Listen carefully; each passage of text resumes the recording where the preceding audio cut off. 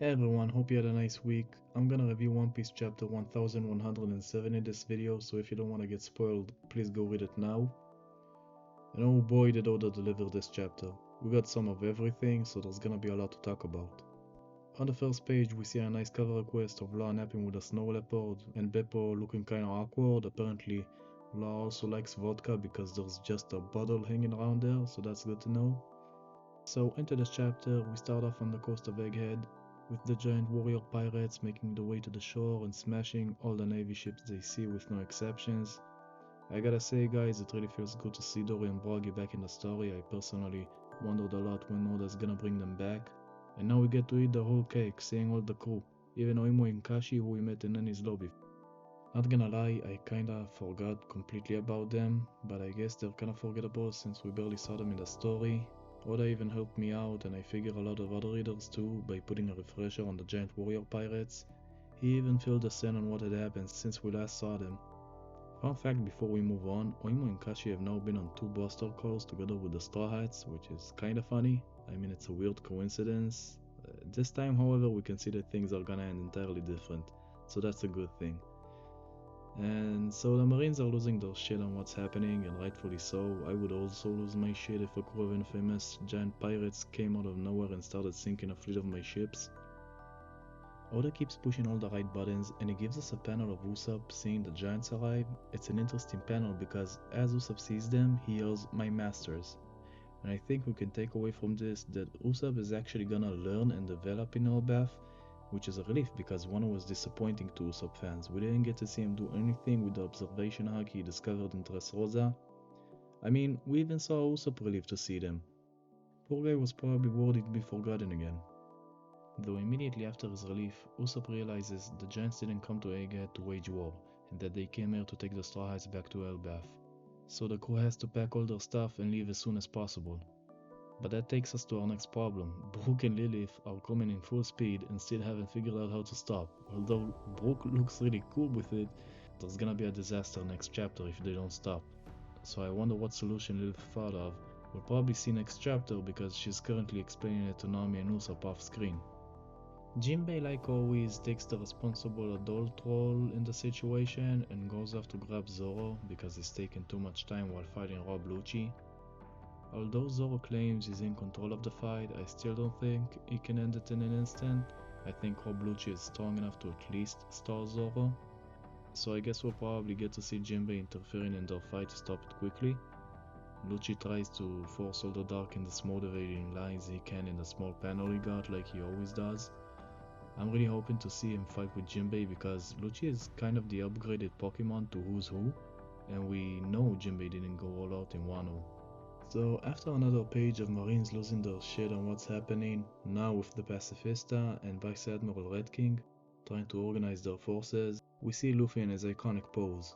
This changes completely the dynamics between Luffy and Bonnie. We can see how she talks to him now and how she looks up to him. No longer cocky or hostile towards him.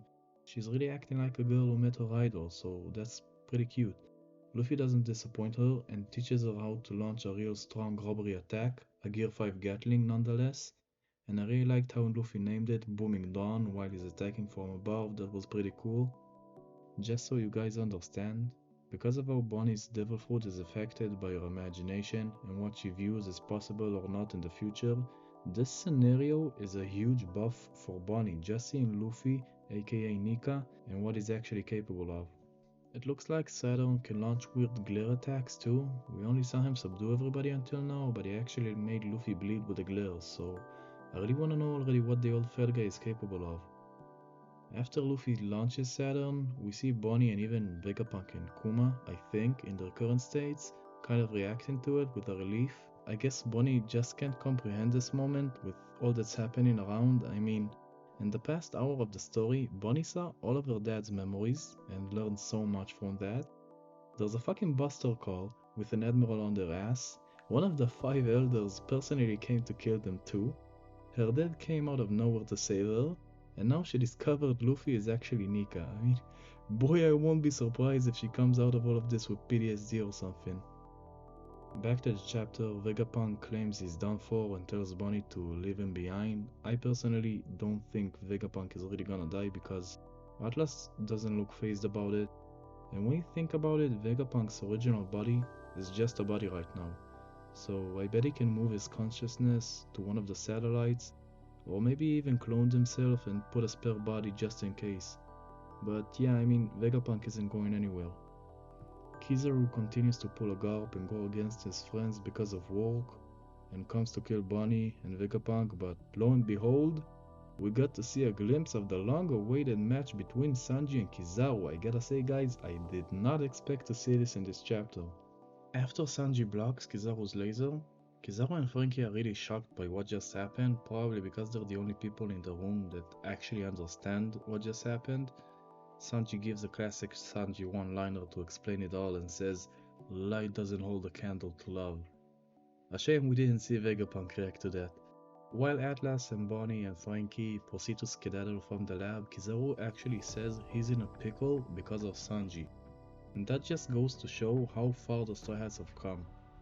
I hope we'll see these two fight next chapter. I mean, I still don't think Sanji can beat Kizaru, but it'll be an interesting match. After all, Sanji did block Kizaru's laser, which is something we never saw happen before, and we can take from Kizaru's reaction that it's his first time seeing it happen too. In the next page, we can see that the two Blackbeard pirates that came to Egghead are Katarina Devon and Von Augur. Katarina immediately touches Saturn, and it's pretty obvious she does this so she can transform and take his appearance, just like Bon Clay but in a better version, because she doesn't need to touch the face specifically. So I guess all the theories that she needs to kill a person to gain his appearance are debunked now. Saturn says he's surprised to see someone like Katarina, actually a subordinate, but she replies saying that Teach is special. I think she says that because not only his lineage, but because of Blackbeard's goals too. He doesn't aim to be the pirate king, he aims to be the king of the world, just like Roxy's Beck. This makes him as much a threat to the world government as Dragon, because taking over the world is essentially the same as usurping the world government and Emo. Saturn also makes a comment about Blackbeard's special lineage, which is really interesting. The world government probably knows why Blackbeard can eat two devil fruits without exploding. Maybe he's a buccaneer or some mix of two races. Whatever he is at this point, I'm pretty sure he's related to Zebek because there's too many signs in our faces, like the name of his ship, the Saber of Zebek, and Blackbeard killing someone from his crew. It's really similar to what happened in the Rocks Pirates.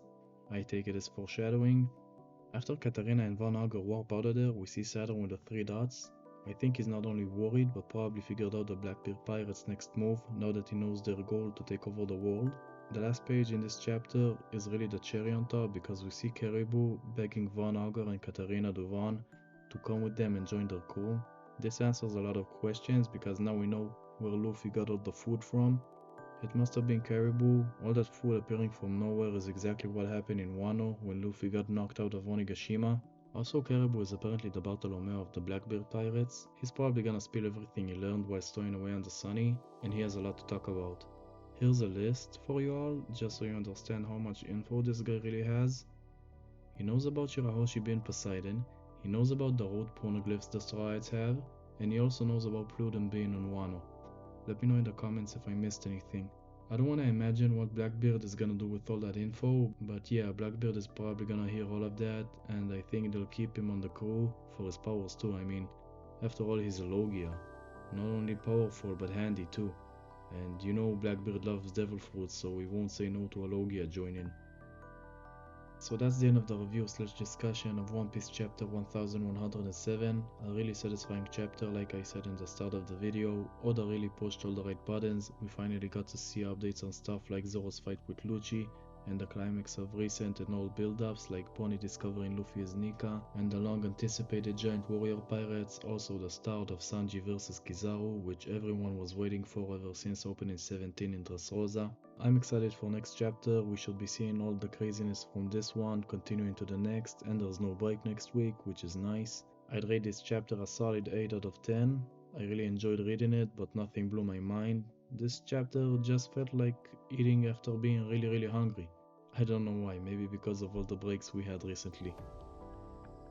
But yeah guys, it's the end of the video, so like if you enjoyed, subscribe if you wanna see more, share if you wanna help the channel grow. I promise it'll be appreciated. It's a small channel, I'm still counting my subs. And see you next time. I'm gonna do this weekly, all these reviews and discussions to One Piece and Jujutsu Kaisen chapters. So stay tuned for that and see you next time.